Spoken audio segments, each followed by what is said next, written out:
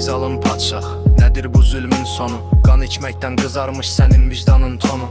Qılıncınla hökm edirsən amma unutma, xalqın ahı göyə çıxar, düşər başına unutma. Kim toxum səpərsə zülüm ilə bu yerə, bir gün biçər fəlakət, dərd, kədər o yerdə.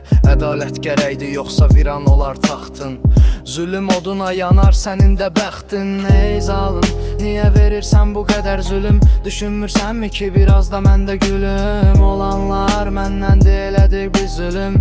Ümidli deyiləm keçməyəcək bu hüzün. Ey zalım, niyə verirsən bu qədər zülüm? Düşünmürsənmi ki biraz da məndə gülüm? Olanlar məndən elədik biz zülüm. Ümidli deyiləm keçməyəcək bu hüzün.